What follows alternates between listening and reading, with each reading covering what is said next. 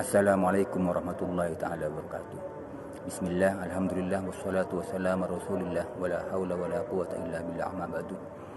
Pada kesempatan kali ini saya akan menyampaikan sebuah materi yang pernah dulu disajikan oleh Profesor Dr. K. Haji Muhammad Nuh waktu berkunjung ke UIN Malang sekitar tahun 2006. Beliau waktu itu masih menjabat sebagai Rektor ITS Surabaya. Beliau mengambil suatu analogi dari perpangkatan bilangan real positif dengan pangkat bilangan asli. Dan kemudian analogi ini dikaitkan dengan tata cara atau kriteria atau bagaimana sebaiknya memilih seorang pemimpin. Baiklah, bilangan real dari 0 sampai kurang dari 1, kemudian bilangan real 1, kemudian bilangan real lebih dari 1, ini kemudian dianalogikan sebagai kelompok-kelompok manusia dengan kompetensinya. Manusia standar, jadi manusia standar itu diwakili oleh bilangan 1. Kemudian manusia yang berada di bawah standar itu diwakili oleh bilangan real yang kurang dari 1 sampai 0, atau bolehlah sampai bilangan real di atas 0 tapi kurang dari 1. Kemudian bilangan real yang lebih dari 1, ini berarti manusia yang lebih dari standar. Ketiga kelompok manusia ini, kalau kemudian diberi pangkat, maka akan menghasilkan sesuatu yang berbeda. Bilangan real mulai dari 0 atau di atas 0, kemudian kurang dari 1. Kalau diberi pangkat 2 maka hasilnya justru makin kecil. Sebagai contoh, setengah kalau dipangkatkan 2 itu hasilnya 1/4. 1/3 diberi pangkat 2 maka hasilnya 1/9. 1/10 diberi pangkat 2 maka hasilnya 1/100.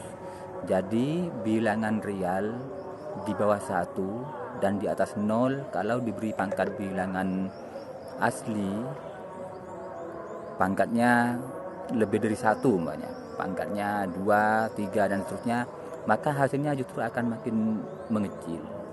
Sedangkan bilangan 1 kalau dipangkatkan berapapun, dalam arti pangkatnya ini bilangan asli, maka hasilnya tetap 1. Kemudian bilangan real di atas 1, kalau kemudian diberi pangkat bilangan asli 2, 3, 4 dan seterusnya, maka hasilnya akan semakin membesar. Sebagai contoh, 2 kalau diberi pangkat 2 hasilnya 4, 3 dipangkatkan 2 hasilnya 9, 2 dipangkatkan 3 hasilnya adalah 8 gitu kan. Jadi bilangan real di atas 1 ketika diberi pangkat 2, 3, 4 dan seterusnya, maka hasilnya akan makin besar. Nah, kemudian kembali kepada kriteria manusia tadi. Jadi kelompok manusia yang ada di bawah standar, kalau kemudian diberi pangkat, justru hasilnya akan mengecil. Manusia standar kalau diberi pangkat tidak ada pengurangan dan tidak ada penambahan, hasilnya yaitu itu saja. Sedangkan manusia yang berada di atas standar, maka kalau diberi pangkat, hasilnya akan semakin besar. Artinya apa di sini?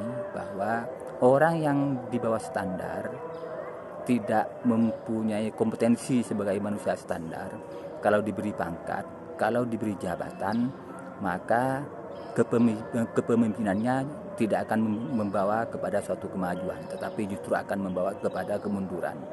Sedangkan manusia standar, kalau kemudian diberi pangkat, diberi jabatan, dia tidak akan membawa perubahan apa-apa, hasilnya tetap. Sedangkan manusia yang berada di atas standar mempunyai kemampuan lebih, mempunyai kompetensi lebih di atas kompetensi manusia standar, maka kalau diberi jabatan, diberi pangkat, maka akan membawa kepada suatu kemajuan. Dari analogi ini kemudian dapat ditarik kesimpulan bahwa kalau mau memilih pemimpin, kalau mau memberikan jabatan kepada seseorang yang akan dijadikan pemimpin, maka carilah orang yang berada di atas standar, yang mempunyai kompetensi lebih di atas kompetensi manusia standar. Karena pemimpin yang seperti inilah yang akan membawa kemajuan kepada suatu lembaga yang dipimpinnya. Nah, semoga kita dapat bijak untuk memilih calon pemimpin, tidak memilih calon pemimpin yang ada di bawah standar karena dia akan membawa kepada kemunduran, tidak juga memilih pemimpin yang standar-standar karena dia tidak akan membawa kepada suatu perubahan, tidak akan maju dan juga tidak akan mundur.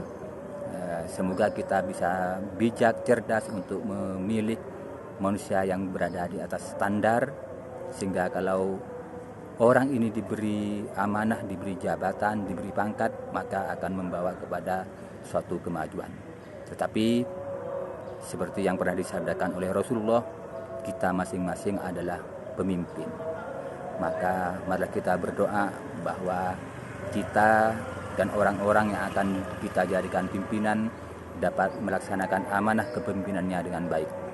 Demikian yang dapat saya sampaikan. Kurang lebihnya mohon maaf. Wassalamualaikum warahmatullahi wabarakatuh.